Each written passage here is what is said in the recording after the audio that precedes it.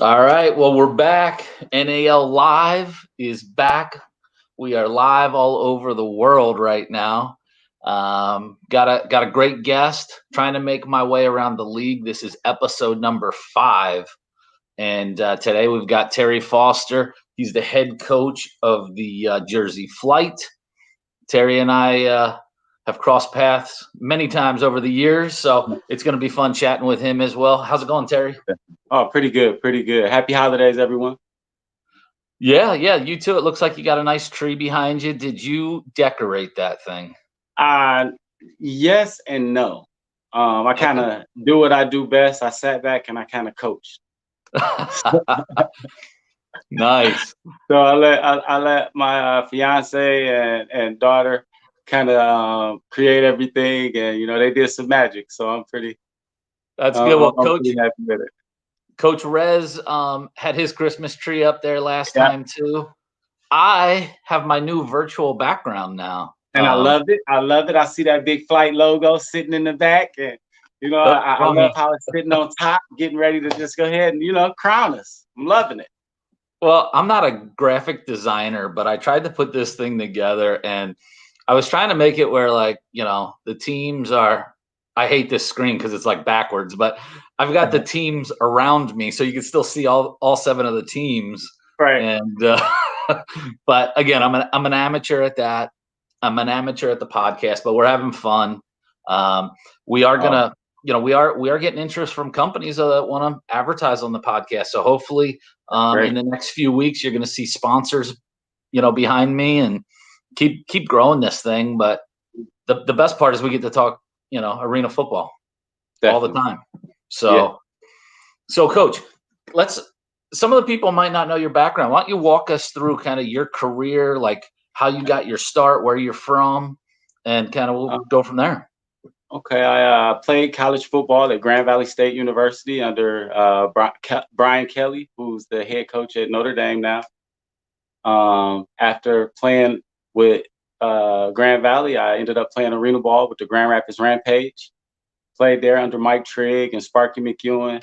Clint Dozell was my quarterback, back in the day. So that's how I got started in arena ball. From there, I ended up getting injured, and I hurt my obliques pretty bad, and I started coaching, and I ended up coaching with Sparky when he was with the Rampage, and from there, I just started my coaching career. So I stopped playing around 28 years old and started coaching. So I've been doing this for a long time, from the CIF, originally the GIFL, the Great Lakes Indoor League. Spitaleri brothers, I remember those guys. Yeah, yes. And then I was in the IFL for a while with West Michigan, the ThunderHawks, with Saginaw in your league, and then out in Texas and stop in Colorado. So I bounced around a lot of places. I've been almost all of the leagues. So I've got a wide range of experience with the indoor game, but I prefer the arena style game. Yeah, no, it's definitely good. How did you transition when you went from being a 28-year-old player to coaching? Was that tough? Did you see the writing on the wall? Well, when I was playing, you were a two-way guy or you were a DS, and DS is that to stay a DS in the arena league during that time, you had to be pretty tough.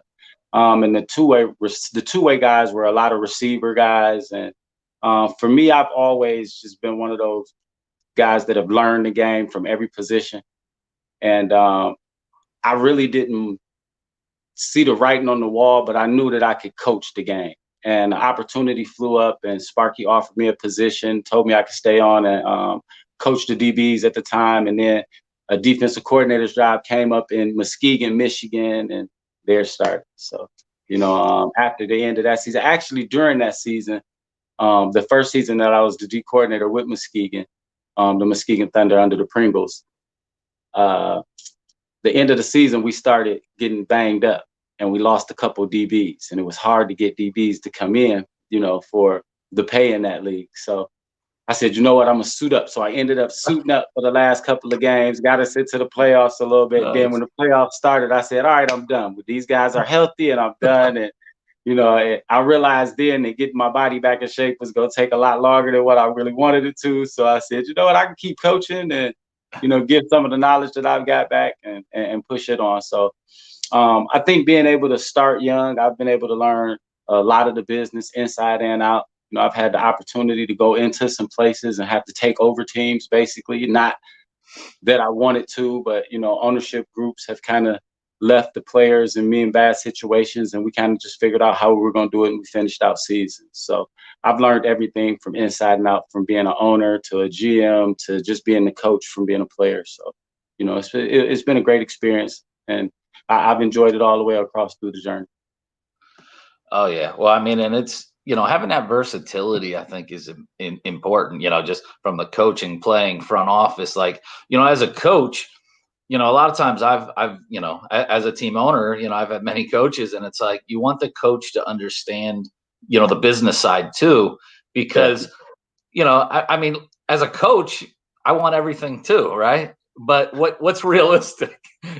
Everybody wants to win. I'm hyper competitive, but I draw the line, and that's where, I think more and more of the coaches now are getting that front office experience, and it's helping, because we really need the ownership and the coaches and the front office to kind of be on that same page and pushing everything forward. And they work so much together, that it's important. I've had coaches that are just constantly like, needy, need this, and it's great, and you want to give as much as you can, but I think it's important to make sure that that coach has an understanding, and that's what's good. I mean, your experience and your background, kind of at all the different leagues, because even the leagues have differences, going from AFL to the Great Lakes League to the CIFL to my league. So it's pretty cool. In the AAL, I think at the level that we are right now with the game, I think it behooves all of the organizations to make sure that the coaching staff understands that, they are the brand. We are really the only year-round employees that, can be the brand of it. The players, we are contractual at each year. Most of them, they're chasing the dollar, whereas the coaches and the management with the GMs and everything, we're the ones that are here. So, it's up to us to get out and sell and continue to build the brand and make sure that people want to be involved with our sponsors and our partners and things of that sort. So, I think learning that part of it from the places that I've been is really, what's going to carry us here in Trenton part of the way. We're bringing in good people to put around me, as we've done with our coaching staff and in our management so far. And even with the players that we bring in that are so community oriented, and the veterans that we have that we're mixing with the young guys, that's one of the philosophies that we talk about as we're recruiting these guys, what we're going to be inside of the community, the champions on the field and off the field at the same time. Yeah, it's important. So what is your role outside of coaching? Like, kind of walk me through. Do you get involved in the front office with the flight, or are you just solely football? I'm the general manager.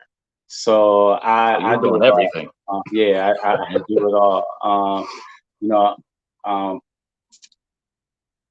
I don't really have an off season. My off season from football is the business side. We jump right into starting to get the sponsorships and the partnerships with, all of the local companies and the surrounding communities, the schools.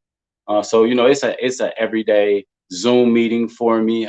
Even now with the pandemic, we stay in Zoom meetings with the chambers, and I'm in all of the chambers in the area. Just trying to build our brand and kind of, a lot of people really didn't even know that Trenton still had an arena football team when I first came back on board. So that's been one of the things. We're building a brand, kind of showing them the difference in the levels of play that they were in compared to where we are now, and the different level in competition, and just the different level in the franchises that we're playing against, and where they've come from and their history. So, it really does do us great justice to be in the NAL at this point in Trenton, because some of the other leagues, I think it will be harder for us to get the backing that we are getting. Yeah, and I think you have some teams that have some solid history. in the NAL, which is great. I mean, that just is going to push everyone and elevate, everyone. And I mean, I was looking at some of the guys you signed, and I mean, hell, you got some ballers signed up there. So I mean, it's like you're not wasting any time, We're trying. We're trying. We got a steep hill to climb. We're looked at right now as that little brother coming from the AAL, being one of the only teams that are actually moving up into the league and going to have an opportunity to play. Because West Virginia also moved, but they went dormant for the year due to the pandemic. Looking to hopefully have them back in 2022. So. Because that was a great rivalry for us, and I was looking forward to beating up on Mook and Greg a little bit. But I'm gonna have to hold on. Those guys like to talk a little trash too, huh? Oh yeah, definitely. Usually at the meetings, it was so funny. Every other word, even with the owners, because I was down at the ownership meetings. I represent our team in the ownership group, so it was real interesting to hear the owners how they talk trash. They talk a little more trash than the coaches do when we get together and we talk. We gotta. We understand that it's really decided by the players, but the owners meetings, it was pretty funny. You think they were strapping it up and get ready to go and play. Oh yeah, I mean, listen, man. When we're not coaching or playing, it's like we're still competitors. Oh yeah, and that's the only thing we got right now. I think a couple of years ago, someone made a statement and they were talking about the different leagues and the coaches, and someone said if you put our coaches and play against any other league. That they will win. I don't remember which league it is or which league it was, but I think if you put this group of NAL coaches together and put us up against any other league, I think we pretty much put hands down, put a smacking on a lot of other leagues. Pretty much, I think so. I'll tell you what, I'm impressed with the quality throughout the league. I mean, you got just some all-star coaches around. But real quick, fans that are out there watching, post your comments, questions. We'll get them to Coach Foster. We like to try to engage as much as we can with the fans. I mean, we've got some fans from all over. We've got Jonathan, the Institute of Resilience. Chris. I mean, he's saying the DS is a beast. But this is the one I like. I mean, you have Coach Rez beat in Christmas lights. Yours is brighter. So. Well, thank you. Wasn't really a challenge to you, Coach Rez. You my dog. Y'all better take flight. I hear you, Larry B. So how do you feel when you're out in the community? So you're obviously, you've been a coach forever, but like going out selling sponsorships and tickets. I mean, how was that transition for you? I always thought that coaches would make great salespeople because it's really what you do. I mean, you're selling these players on why to come play for you when they can go anywhere. When I was with the Muskegon Thunder when the team was in the Spittarelli's league, and I left for a season and I came to Saginaw, and that's when we played in your league. And then I went back when West Michigan went into the IFL, and that was the same ownership group with the Pringles. When I got involved with Mrs. Pringle, I started doing selling, and that's when I really started realizing that the coach is actually the best person for it, because all of those questions that people have, about the little intricacies that go on day to day inside of the locker room, what happens on game days, we're the ones that kind of set that timeline. So it's easier to get that answer right then and there. And just, you find that a lot of people want to talk to the players and they want to talk to the coach. Yep. And when the coach is the one out there doing the selling, it makes it a little easier for us to explain the packages and really get them involved into it and understand what the feeling truly is. So for me, it was an easy transition because, people would tell me I sell water to wells. I really don't believe so. There's certain sales jobs that I definitely can't do. Like I can't sell a car. I can't sell vacuums. I'm really not good with those things, but I love football. I got a lot of passion for it, so it's easy for me to talk to you about it. Yeah, and I think that's really what it is being comfortable. And then, as the head coach, I mean, you're pretty much the face of the franchise because players come and go, but the coaches have a little bit more stability there. So, plus who you're recruiting. People like talking to the coaches and the players. You got a lot of fans out here, I'll tell you that. I don't know what you did, but you got people coming all over. It's the flight, baby. We taking flight. Nice. So how long have you been in Jersey then? Is that where you currently? I'm in Myrtle Beach. Okay. I actually went out to Jersey last year, November. I stayed there through the holidays for most of it, went home just for Christmas, and then I was back out there. So I spent most of the time up until the pandemic and the numbers really started getting high. I spent most of the time out there in Jersey trying to, get the brand started and get the word out about us being in the NAL and just recruit and get used to the area myself. I got involved with some really great people down here when I first got in that got me connected inside of some of the businesses. Some really good people out here, and I would kind of be remiss if I didn't say hi, Lori. How you doing? Love you. Thank you for everything that you do for the flight.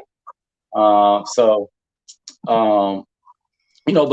I came out here and I started working with them, and it's been a real family setting for us. My owner, Jay Sababu, is a great guy. He's kind of done everything that's been needed, to kind of make me feel comfortable with making the big move and staying down that way. So I spent up until I'd say right before we decided that we were going to cancel last year. So right around July, I came down, and I've been in Myrtle Beach since. So is that your off-season place where you live, Myrtle Beach? Yeah. I stay in Myrtle Beach, South Carolina. Yeah, nice. I like the warm weather. Yeah, I like that area. So it still gets cold there, though, man. It does. This past couple of days, even when we were down in Jacksonville for the league meetings, I was like, oh man, I can't believe this. It's like 49 degrees. And then here the last couple of days, it was like 36 degrees. And I said, oh, I can't take this. And I stay right on the my condo is right on the pond. So I got a couple of alligators in the backyard, and I get worried about them. It could get too cold for them, I'm going to have my little pets. A lot of people send me pictures of their big dogs, and I say, all right, pet for pet. Yeah. Are you you golf at all? I mean, Myrtle Beach has some great golf courses. I ride along. You're driving? Yeah, I can drive and make sure that we keep the cooler full, and I can do those things. But I got that hitch. I got the old school Charles Barkley hitch. I just don't hit it well. I don't know what it is. And then my glasses fall off all the time when I bend over because I can't do anything without them. So come on, man, you got to get on that golf course. I'll be out there. We'll have fun. I'll keep us talking and laughing. But I got a Predators fan here. He wants to know if you ever played against the Predators in the jungle during your playing days. No, I did not. When I was with the Rampage, we didn't get to travel to Orlando to play you guys. All right, man, we got a lot of people, man. I don't know if you sent a text out. Mario Washington said CT fired up. So that's Cass Tech High School in Detroit, Michigan. Okay. So like to throw a shout out to Cass Tech. Nice. Yeah. We got Willie wants a Nashville team. Hey, that wouldn't be a bad spot. Hey, Willie, start reaching out to some of those big business owners out there that get them in touch with the NAL. Tell them they're interested in having a team. Let's get that market, buddy. Yeah, I think that'd be a great market. There's a couple arenas there. When the Nashville Cats were down there, that was a nice organization. I did get to play against them though. So is Larry signed with you? I'm taking it. Yes, Larry did sign with us. I'm excited to have him in. I've coached against him a couple of years. Last year, he was with West Virginia, and I think he'll even admit to this. I think our defense did the best job against him with kind of, containing him and everything. But I'm excited to have Larry with us now and get to utilize some of that speed and that playmaker ability that he has. What's he play? Wide receiver? Yeah, he's a receiver. Yeah. Nice. What's cool is when you you're playing against somebody and they are maybe putting it on you a little bit, and then you get them next year. You're like, they're on your team. Yeah. So it's like, Yeah. that ain't happening again. You're Larry coming put a in. big number. Larry put up big numbers in the league in 2019 that we were in. So, I'm excited to be able to get to utilize some, that talent and put up those same numbers here with us with some of the other guys that we have. Like you said, we went shopping. We tried to make sure that we could put the best group of guys together with the budget that we have. It's not a lot of money that we pay in this league, but the things that we're going to do down in our organization are a little different. We have different situations in which, we're going to try to get our guys training, their personal training license. We're going to make sure that everybody starts to get their LLCs. I got some things set up to where we're going to do some stock classes and things of that sort to start trying to help these guys when they leave here to, have different revenue streams and start building wealth and things of that sort. So, I think that's such a awesome thing. And I think more teams need to do that, because you're right. I mean, the pay isn't, it's not enough to, to really live year round. So, teach these guys, some ways to, create multiple streams of income. And I don't know if your group is using, I'm going to sign up with Spinzo, but it's the digital platform that presented at the league meetings. They got a great program. And definitely. I used that in the past. And what I did is I'd set up a page for each player. And it was a way for them, as they're out in the community, that instead of giving away free tickets to everybody, hey, here's my link, and the players can earn extra money. And it helps the club, right. And it's a win-win for everyone. We got to get away from just handing out free tickets, giving the players extra tickets. It's, it's a business. It's it tough. lessens the brand. I mean, it definitely lessens the brand when we do that. It takes away from, our revenue streams, and the fans never really start to buy them. They just wait around and kind of get them for free. Hey, Mom, I love you. So Pat Foster, that's my mom. That's Mom. Oh, hey, Mom. That's awesome. Yeah. So how is the roster kind of, shaping up now? What do you got? What are you still looking for? I'm looking for upgrades. In this business, we're always looking to try to upgrade. Right now, I think we could use a couple of more linemen. You never have enough linemen. But other than that, I think we're pretty much going to go into camp with what we got. I don't want to overload, dealing with the pandemic and everything. It's going to be hard to get a lot of people in there and try to keep everybody healthy right now. I know the vaccine is out, but, we still want to be cautious as we get this thing started so that we can definitely keep it started and rolling. We're kind of looking at that and still trying to number crunch right now. My city is still shut down. It's been kind of tough to kind of get things kind of worked out and panned out with that until our government kind of goes ahead and opens some more things up for us. So, yeah, no, just got to be smart and keep planning. Mom says she loves you too, so that's always good. It's always good when she pops in. So has she traveled to all the cities that you've been in coaching? Not all. Okay. As far as coaching. She traveled everywhere when I was playing. Nice. So wherever I would play, when I was playing, she was always there. My dad is the same. I'm actually lucky. My dad's going to be on my coaching staff this year. So. Oh man, that's awesome. Yeah, it's good to bring him back in the fold and have him by my side. And, he brought me into the game and taught me everything that I know about it. He coached me through high school. So, it's a good feeling to be able to lean on him at this point, have him on the sideline with me. So really satisfied with my coaching staff. I think that's one of the things that, I'm most proud of right now with the guys that we've been able to bring together and that are going to go into this battle with us and help us out through this journey. So, I'm really excited about that. Yeah. H.C. Thomas says, lineman, yes, please. He'll take 2. So that's my assistant head coach, offensive lineman coach, Thomas Manaz, he was with the Green Bay Blizzard for a couple of years. He's been around. He's been with Tampa Bay Storm. He played NFL Europe, played in the NFL for a little bit. So really great guy. He was the head coach at Oakland University and won a championship there. So really excited to have him on our staff to keep my line together and keep us blocking and get that 3 to 7 yards of snap, as he told me earlier when we were talking run game. That's how he wants 3 to 7. I said, just get 3. He's 3 to 7 every time. 3 to 7. Said, all right, Yeah. Coach, that's where we at. Let's get that 3 to 7. So, I love those guys. And then we got Alvin Ray Jackson, who used to play with the Valor, fresh off the out of the AFL. He'll be with us, assisting on the defensive side of the ball. So yeah, really excited about the staff. Recently found out this week that Coach Payton won't be with us.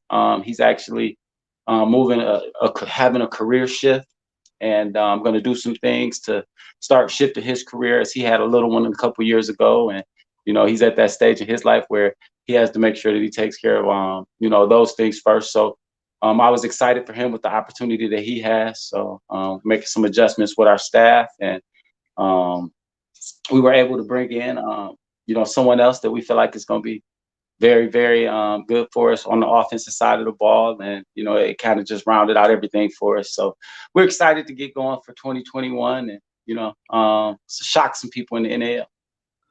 Well, and I think everybody's kind of just itching to get back out there, man. Like, just do some workouts. Like, we were able to have one, and I had it in Alabama. Had pretty good numbers. It was great. It was some great talent. I'm actually planning on bringing some of those guys in to get a look at them once camp starts. But it's just been so tough to, have a workout in Jersey, just because of all of the stipulations that we have, and just me worrying about bringing guys in and, having, my coaches and family around it, and then somebody gets sick. I had to deal with COVID once already, and I'm not trying to catch it again. So you ended up having COVID? Yeah. My fiance is she runs a townshare here in Myrtle Beach, and they didn't shut down Myrtle Beach at all. So she contracted it, which kind of spread through the house, and I ended up having it. It took me a little longer to kind of beat it up than what it took her. She was back at work in 3 weeks, right back at it. And I'm like, girl, wear a mask, so it was kind of funny. But yeah. It's I after catching it and dealing with it, and it's not something that I would want anyone else to have to kind of go through. It's some sleepless nights, and then it's some just all you do is sleep days. Everybody okay though in the house now? Oh yeah, definitely. Yeah, it's been a couple of months since we both got cleared up and everything. Every time I catch a little cough, that's the first thing I say is, oh no, I'm gonna catch it again. So I kind of sit down and stay in the house.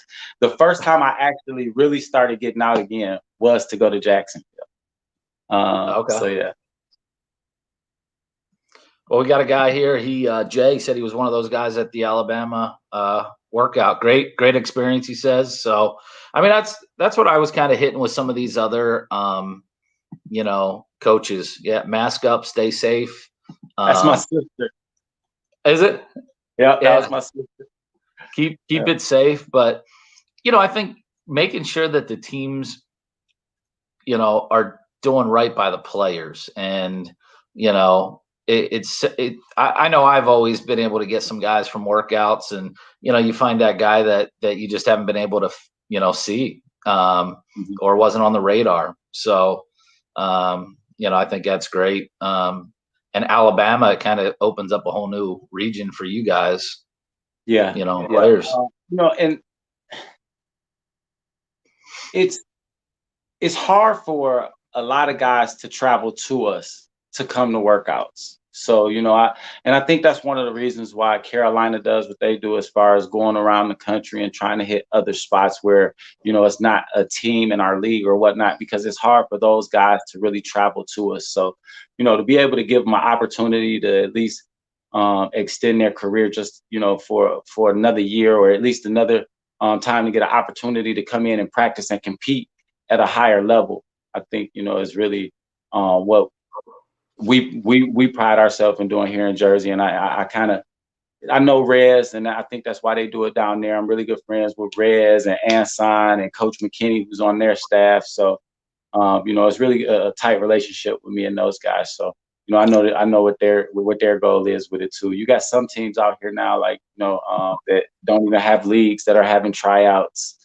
You know, you got the NGL that'll, you know, throw a tryout here and throw a tryout there, say they're going to play here, say they're going to play there. They've been doing tryouts for 3 years and haven't played a damn game. And then you still have these players that are crazy enough to send money and say that they're going to try out for this professional opportunity. I feel bad for those guys. So that's why we kind of travel and do these workouts. It's not a money grab, because most of the time when some of those guys come to the workout, if they don't have what the fee is, I'm still going to say, all right, but you better work out. You know, you better be that diamond in the rough then, you know, for the most part. Right. So, you know, and I think it's that way. It's that way all the way across the board for all of the teams. Especially in the NAL. You know, I've been able to talk to a lot of these guys, even down in Ontario with their new ownership group. Really, really good guys, you know, and really about the athletes. And the things that they're going to do down in Ontario is really going to help the league grow. His organization is going to grow. They're going to be able to do some really good things down there. So players, if you're on the West Coast, reach out to Ontario, Patrick Johnson. He'll announce his coaching staff soon, but it's going to be a really good group. The NAL got some good teams. Oh yeah, no, and Patrick joined me last Thursday when we were doing the show from the league meetings. So it was great to kind of hear from Patrick a little bit. He's got a great background, and he's excited to get that thing rolling. I would have D'd him up, straight locked him down. Now, he might be able to outrun me, but I'd have put them hands on him. Were you guys running some drills at the meetings or what? No, I just was picking on him. I told him he was little. I said, man, you little now, you small. You know, he was a lot bigger when he was playing. Now he's a little skinny. I said, oh man, I jammed you up. Nice. You know, maybe you guys could suit up against each other. You know, I asked him if he was going to play. He said, "Not gonna happen. Not gonna happen." Nah. So one snap. Me and him were laughing and talking about it, because I usually get out and I'll do drills and stuff with the DBs or run routes, kind of still demonstrating, because I still feel like I got it. You know, I was laughing and joking, talking with one of the DBs earlier today, and I told him, I said, usually when they come into camp, one of the first speeches you hear from me and the DB crew is how my feet are better than yours, and I'll prove it right now on this ladder. You know, so I still challenge the guys a little bit with that. I'm 45, and if I can still get on the ladder and look like a typewriter, you better look like a typewriter. Yeah, you can't let the old coach beat you. We kind of hold that like that. Yeah, right. You know, it was funny because like last season down in Cape Fear, the receivers would get mad because it would be days where I'd be mad at the DBs, so I would just stand at the line of scrimmage and jam the receivers. You know, yeah. Nice. Y'all don't want to jam? That's right. I'll do it. You got to put them in their place. All right. Thoughts on the Capital City Clash game at the home opener May 1st? I can't wait. I can't wait. First off, it's the Capital City Clash. It's Albany versus Jersey. Albany versus Jersey. It's the two capital cities. It's New York versus New Jersey. You know, rivalry in the making. I mean, it's already a rivalry. You know, so and it's gonna be some great competition. They got great coaches over there. You know, throughout the league, it's great coaches. But I mean, how many times do you have that many championships on one staff? Yeah. It's going to be some got them, and they're defending. I mean, well, last you got the defending AFL champ. You got the defending NAL champ. We really have the defending AAL champ. They're just not playing this season, so we're going to take that title. And you know, so you got 3 champs, 1 league. Let's battle. Yeah. Well, she says you still got it, so you're good. Thanks, bro. So what's the toughest part about your job? Like what's the toughest part about being a head coach and GM?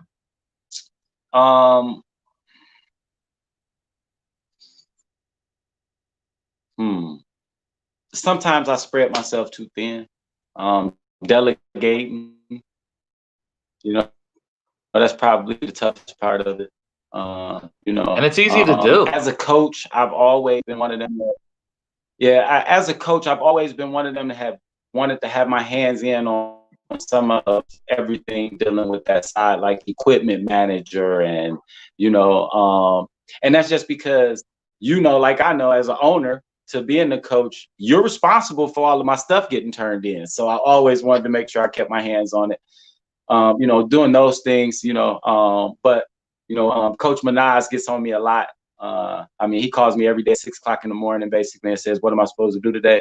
Yep, I'm taking that off your plate. Yep, I got that one. So, I have a very, very, very good staff and very caring staff. So I'm really excited about us getting to work with it. I'm really excited about getting to hear with these guys that, keep shooting out shots and everything. Tyron Lappinhouse just said something to me, so looking forward to getting him on the field with us. I'm just, it's going to be an exciting time here in Jersey and in the NAL this year. So looking forward to it. What was your favorite arena to coach in on the road? To coach in on the road, my favorite arena to play in, period, well, that I've coached in so far was the State Farm Arena. I love the State Farm Rio Grande Valley.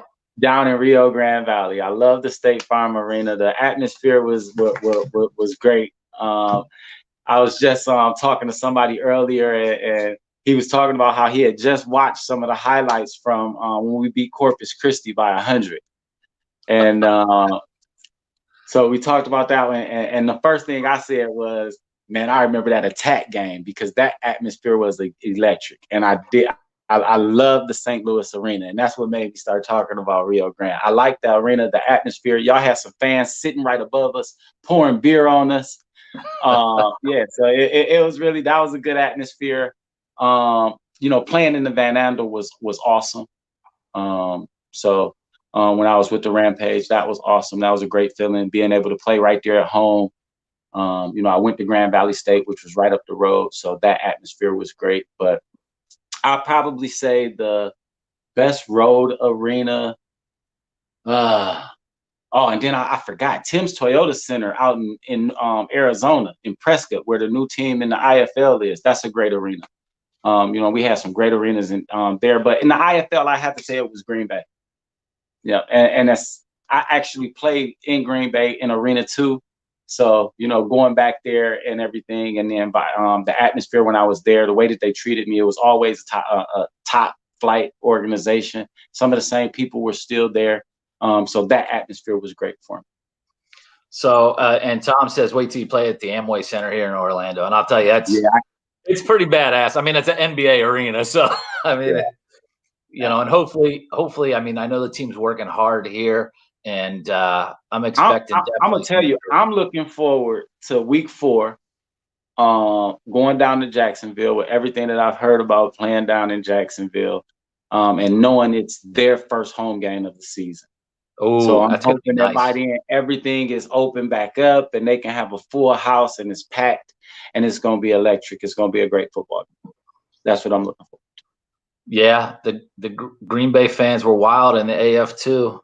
Yeah. So when did you come? So I own St. Louis. Did you come up there, or did we go down there, or both? Both. We came up to you guys, and y'all had Jackie Joyner Kersey at the game, and Isaac Bruce. Isaac Bruce, yeah. Yes. Okay. Yeah. Did we win, or did you win? We won. Damn it. Yeah. And y'all was picked to win. Y'all were coming off of a real big season. Y'all had the big quarterback, McCullough, the 2 receivers. Chris McKinney was your coach. He was a good guy. And we had the issue with Daz McCarthy, where he had originally signed with you guys. Signed with us, and then you guys went and signed. And then me and Benny took over the team, and then I came in on the coaching staff, and Daz came and met and talked with us and said, "Hey, I got a job down here. I really don't want to go there." He said he talked to you or something, and you was like, "Yeah, go ahead. Yeah, we'll release you." And McKinney says, "Nah, we ain't releasing him for him to play against us. So we could never use Daz against you guys." So that was our fuel to the fire. So when we came down there, it was all about that. I'll tell you what, I remember that. So Desmond Cathy is a freak. He's a freak. He was good, and he signed with us in St. Louis. We just, I want to say that was probably 2015. I think that was my last year in St. Louis. 2015, it was. 2014, we went undefeated. We lost in the championship against Lakeland, and then we were all cocky in that 2015 season. And I And remember you had the two brothers. The one played receiver, or they were cousins or whatnot. One played receiver, the other played DB. And boy, did they talk. Oh yeah, boy, did they talk. Yeah, we did. That was fun, and I'm sure we had a good crowd that game if Jackie Joyner was out there and stuff. But yeah, that I remember talking to Coach McKinney, and he's like, "No, we're not going to release him." I'm like, "Who cares? Nah, he's crazy." Me and him talk about that all the time. So the funny thing is I was with him in Cape Fear in 2019. Okay. We signed Desmond Cathy. Oh, that's funny, man. So he finally got Desmond to play for him. Wow. Yeah, because he was like, just don't let him play. I was like, I said, is the guy that good that he'll make a difference?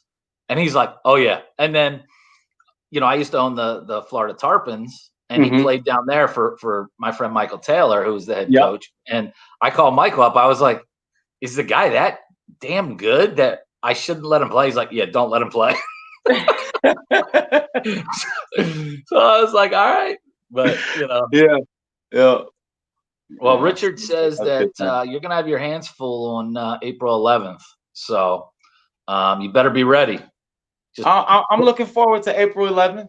I'll be closer to home. I'll have a lot of my home fans there, and we're gonna have a great time. I got to buy the next week, so I'm gonna stay after the game, so you can buy my first drink after our victory. Yeah, have a little parade in their town right there. Yeah, definitely.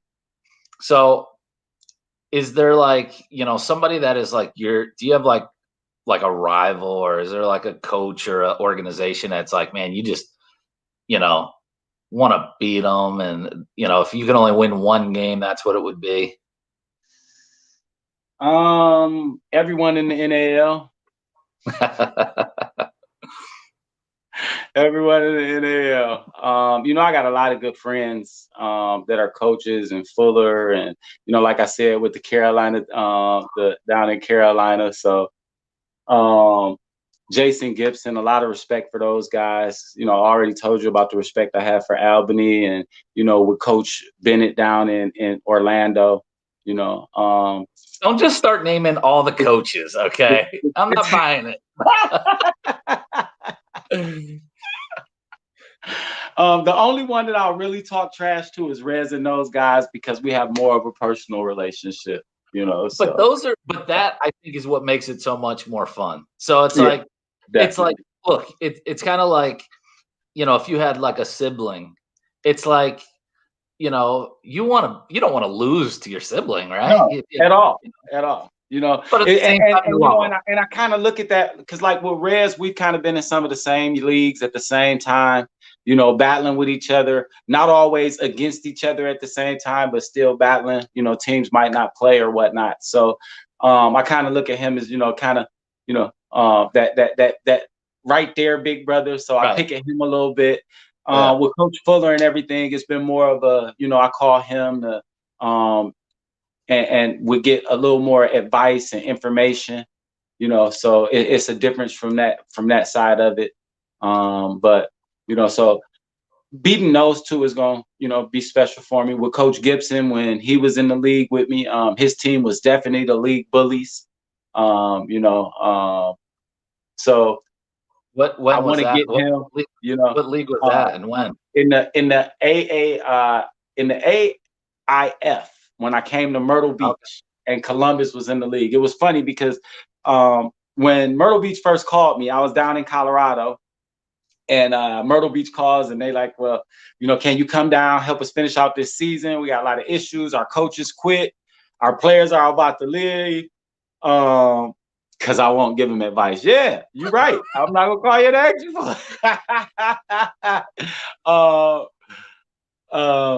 So they say, meet us in Columbus at the game and coach us from there. I said, that's not gonna happen. I'm not gonna meet you at the game. Don't know none of the players and just coach that day. I'll see you. I did that practice. I wouldn't advise it. I think they got beat 82-7. Or something like that. And then, so a couple of weeks down the road, they ended up coming to our house. We had just found out going into the game that we had already clinched our spot in the playoffs. DC was just coming back. Our quarterback at the time, Daryl Clark, was just coming back. And the first half, it was a great first half of football. Daryl hurt his hand. I said, all right, y'all, we shutting it down because we already made the playoffs. And the second half looked similar to what they had done the first time. But, I think that first half of the game, I think we really showed, Coach Gibson and them, we could really be an opponent. We had the guys out there mad. It was the first time that I actually saw, some of those older Columbus guys out there actually frustrated and mad, ready to fight us. Besides the fact the turf was horrible, the facility we played in wasn't the greatest at the convention center, and it was hard to keep the turf down. So they were upset about that. So we had a little bit of a home field advantage. Right. But, those great times in these lower leagues. Did you ever, were you involved back when the NIFL was around? Yes, but at that time I was with the AFL. Okay. I was never in the NIFL. Because I basically saved the Greenville team, and it was like the deal was I could basically pick up the team for nothing, right. But I had to go to Tupelo, Mississippi, and play within like 72 hours. And now I had no uniforms. I had like nothing. I lived in Lancaster, Pennsylvania. I had a semi-pro football team there at the time, and I was like, "Game on, let's go!" Right. And we put together a team, and some of the guys were ballers, but when you don't know the game and you don't practice, it don't matter how good you are. And anytime that you have to fill in like that, I always hear people talk about how great their teams are. It's against teams that are practicing, and even if the guys are getting paid $200-300 a game, there's a big difference between that and semi-pro. Definitely. And so we went down to Tupelo, Mississippi. I'll never forget it. They had like black turf, and it was like old and ripped your skin right off. And we got beat like 100 and something to like something low. And yeah. And so Chris Thompson. I don't know if you know Coach Thompson. Definitely, Lehigh Valley, Reading. He was my quarterback. Oh wow. So yeah. So that tells you, and he took a beating. I coached the team that Rez played quarterback for a couple of snaps. Did you? How did he do? How did he do? I'll let him tell you. Rez, where you at? I know you still listening. Talk about that. We need to phone a friend and get Rez on here. Well, look, fans, we've got a few more minutes with Coach Foster. So throw on some questions, and we'll get them on here. We've got some players trying to get their experience out there, man. You gotta get out to these workouts, guys. Yeah, if the coaches aren't calling you, you gotta show up. Send that film to Coach T at jerseyflightfootball.com. There you go. Hey, coaches, I don't care if the roster is complete. The coaches always want the best talent. And even if it's not a fit right now, a player might get hurt or something else may happen. I'm trying to start something new in our league, where we start to build databases and we kind of push it out through the league. I'm not just looking for players that could play on my team because, like I said before, we've got pretty much, if it's not a local guy right now, I don't think I'm going to really be bringing anything else in until we get to camp, and unless, something just drops that you can't let go. But I'm trying to help all of the teams in our league be competitive. One of the things that I feel like is really damaging the game is we're allowing the players to kind of dictate and leverage what we do. And the reason why that happens is because we don't have enough athletes that we really know about. It's hard for them to get to workouts. It's hard for all of them to get to all of the workouts. So I try to share my film. I try to share the players. If I'm not going to use them, hopefully somebody in our league can. And it gives those guys an opportunity to play. So that's big for me, to making sure that everybody just continues to have the opportunity. Coach Kelly took a second chance on me, so I try to take second chances on everybody that I can. Yeah, no, I think that'd be a great idea, is to create a centralized database and really build that out. We were talking down at the league meeting. I was talking to Siegfried down at the league meeting, and me and Coach Manaz have been talking about this for a while, and we're going to try to figure out how we can do a league-wide combine for next year. And have all of the teams out there where it's one central location where everybody can come and work out for all of the teams. We'll figure out the logistics on who'll get the first pick on guys and stuff like that. But it could possibly be done the same way it's done on our waiver wire. It's, on who's in whatever position, whatever place we're in, the last team. Like now, Ontario, I think will get the first pick of anything because they're the newest team. So, something like that to where we can just have all of the talent in one place, keep a database for it, and just keep picking from there to start building a brand and start building a league. Especially. I mean, these league workouts, I used to do them all the time. And, what's good about it is for the players, you're working out for every team, and instead of going to 5 different tryouts, paying $50 a pop or whatever it is, we would do these league workouts and bring all the coaches in. And, it's just a good time to do that. Work with some officials on some training stuff at those workouts. But I think the more collaboration that the NAL can do, and it sounds like the league meetings were awesome.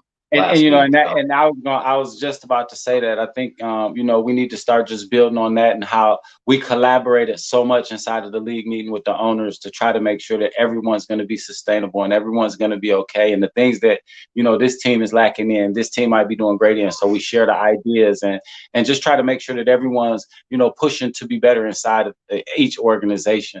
I think we need to start doing that all the way around, and I think that's what's going to really carry our game to the next level and keep us going.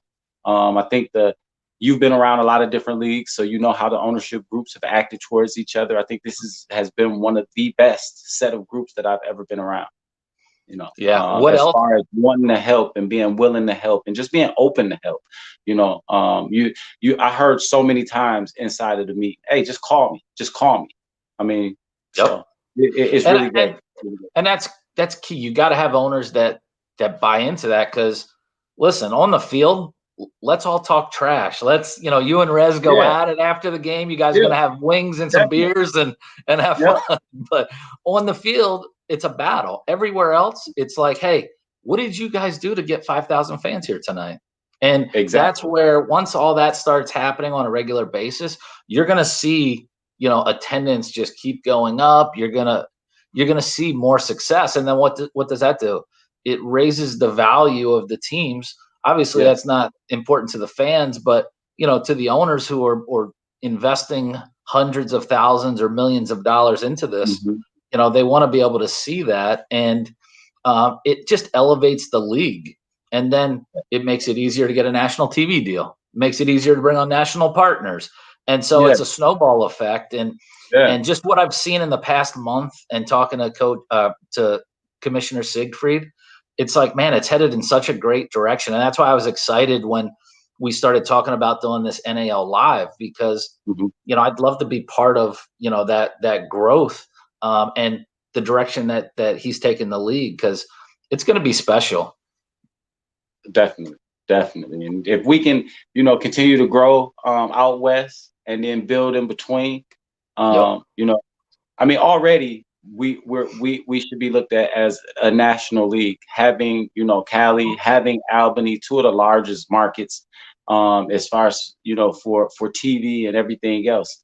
We are becoming a big picture inside of it, and I think we just got to keep pushing, and all of us forge together to start getting those national sponsorships and getting a TV deal. And, the more that we work together inside of the organizations, the easier it's going to be for all of us to just go in as one entity to get those TV deals. So, I think that's going to be big for us here in the upcoming future.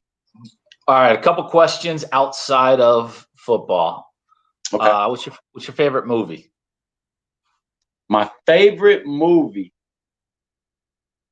Any Given Sunday. That's a good one.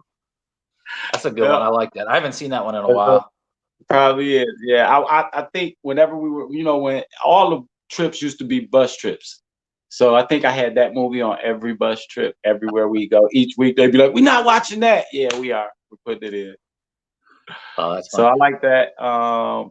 And then I like war movies. I like Pearl Harbor. 1917 was a good movie. So things like that. Favorite spot that you played that had the best pregame meal? Oh, best pregame meal. I don't really eat before the games, so that's hard for me. Okay. No, my stomach kind of be messed up. Even when I was a player, and it was funny at Grand Valley, we go to breakfast and it would be a separate little bowl to the side with just fruit in it. And it got to a point to where everybody knew that was just my fruit. Coach Kelly used to take care of me with that. Yeah, yep. That's all I could eat is fruit. They stopped me from drinking my cup of coffee. I'm one of those that has to have my cup of coffee every day, and I've been like that all the way through college. So he wouldn't let me drink coffee on game day, so he had to have my bowl of fruit there. So it was pretty good, pretty cool. Does the league? Do you guys still do the pre and post game meals for teams? We do. Yes, we do. And I'm one of those that don't really like the traditional game day meal that everyone else uses, as far as the pasta. What do you prefer for your guys? I try to get them some baked chicken, maybe a baked potato and some green beans or something like that. I try to stay away from pasta because it kind of weighs us down at the end of it. A lot of my linemen, by the time we get out of post game, out of the pregame workout, and we're about to hit the field, you find a lot of the linemen back in the stalls. And I know those locker rooms, especially when it's a visitor's locker room, it ain't great ventilation. So, instead of having that final, let's go get them speech, it's like, let's get out of here. That is funny. I try to stay away from the pastas. I noticed, like, I've owned, the football, and then got into indoor soccer. Mm-hmm. And, like, the indoor soccer guys don't really eat pregame meals. The football guys, they tear it up. They get there early. It's weird to see how the different athletes do different things. But I had a coach say you cannot give them salad. They can't eat salad on game day. Really? Because it goes through you, I guess. That's what he said. I don't know. Well, yeah, it makes them digest it. That's probably maybe it's not the pasta. Maybe it's the salad. Since they stuff it with they stuff you with pasta, salad, and bread. Yep. And the salad always has a lot of Italian dressing on it most of the time. Like, they put it on there for you. So maybe they're trying to get your insides to slide up at you. All right, last thing. Have you been up to Trenton long enough to have, like, a favorite restaurant up there?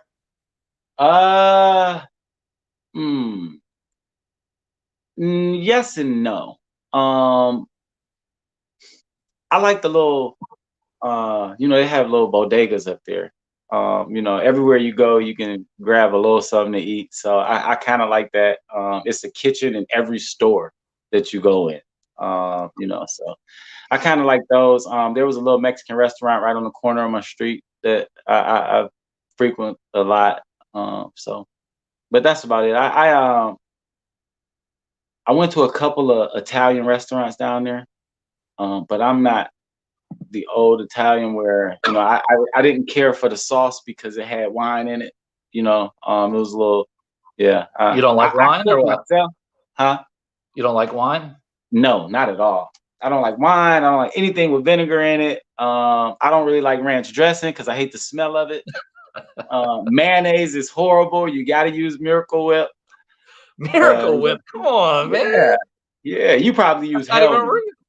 You probably use Hellman's or Duke's. Which one you use? I don't even know, to be honest with you. I'm not allowed to go grocery shopping because I end up coming back with like a couple carts full and sweets and snacks. Just junk.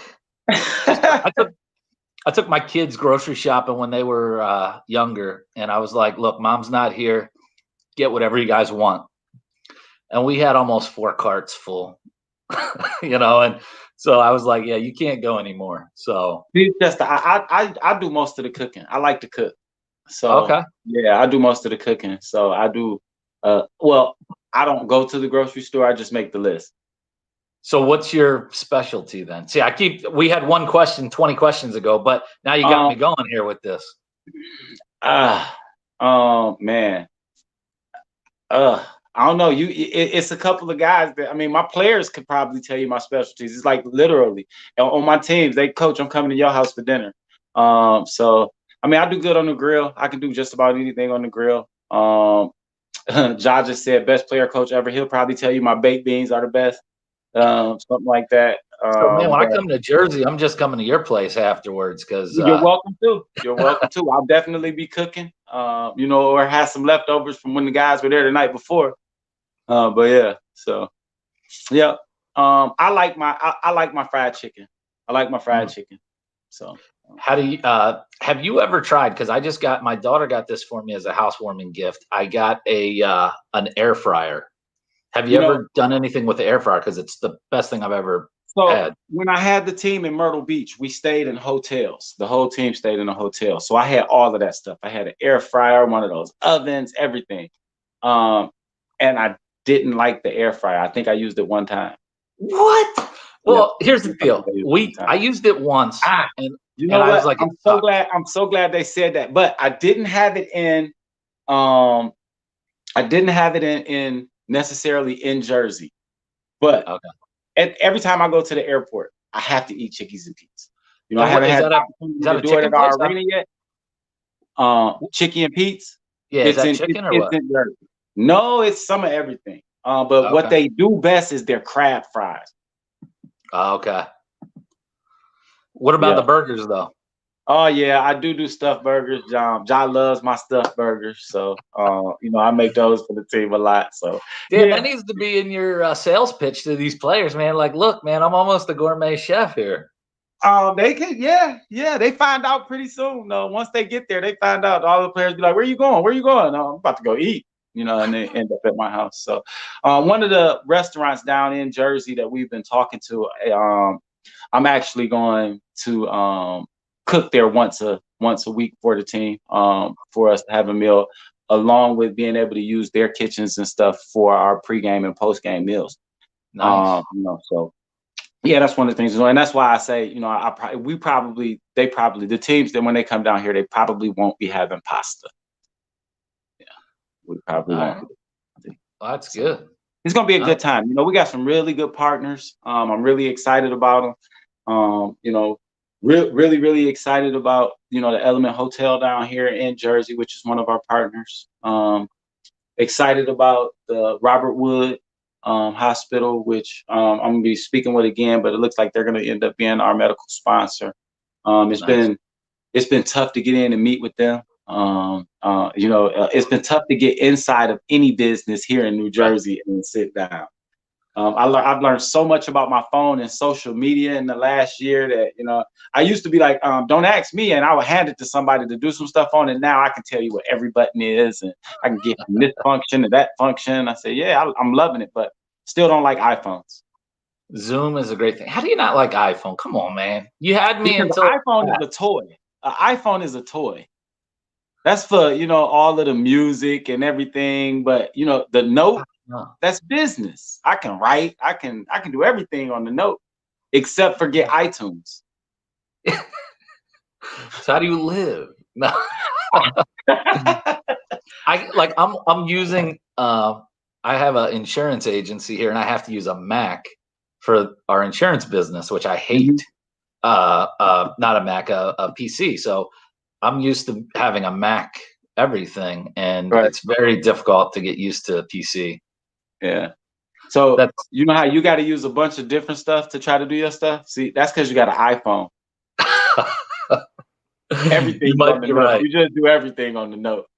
I bought that Google Pixel a couple years ago, and I just couldn't get into it. I gave it to my kid, and he's like, I don't want this. No, he wants the iPhone 74. Yeah, the newest one. Dad, I want the newest one. Yep. Well, oh man. Now, Coach, any last, you know, words? Anything else you want to add? Enjoyed chatting with you, though. Jersey fans, I appreciate the support. Happy holidays. NAL fans, support those teams in your area. Get out to a game, get some season tickets. As soon as we're able to sell tickets in Jersey, y'all come on out and get these tickets. They'll be cheap. We need the support. You're going to love it. It's going to be some great great entertainment, and that's on and off of the field. So stay involved with our social media, and we'll see you soon. Happy holidays. Yeah, and I think just to give you guys some credit, you guys do a great job on your social media, and you guys are on top of it. Harrison Brown, Matt Cass, way to go, fellas. Doing good. Robert just says Merry Christmas to you. Hope Merry Christmas, Robert. Hey, see you at camp, kicking that ball. So we will be back tomorrow. We've got another show at 3 p.m. It's with Josh, the owner of the Columbus Lions. So I know you probably had a chance to meet with him. Yes. Down at the meetings. Really great guy. Just a bunch of good people. So it'll be exciting. A lot of knowledge and experience. 13 years down there with that team. One head coach. Yeah. That's crazy. Head coach. That's crazy. Yeah. That's crazy. That's a marriage. It ain't going nowhere. A marriage in itself. Yeah. All right, guys. Thanks again. This will be online tomorrow on Spotify and iHeartRadio, and then check us out at 3 o'clock. We'll be back here. Thanks again, Coach. I'm going to be up thank you, Andrew. Cooking. Have a good one.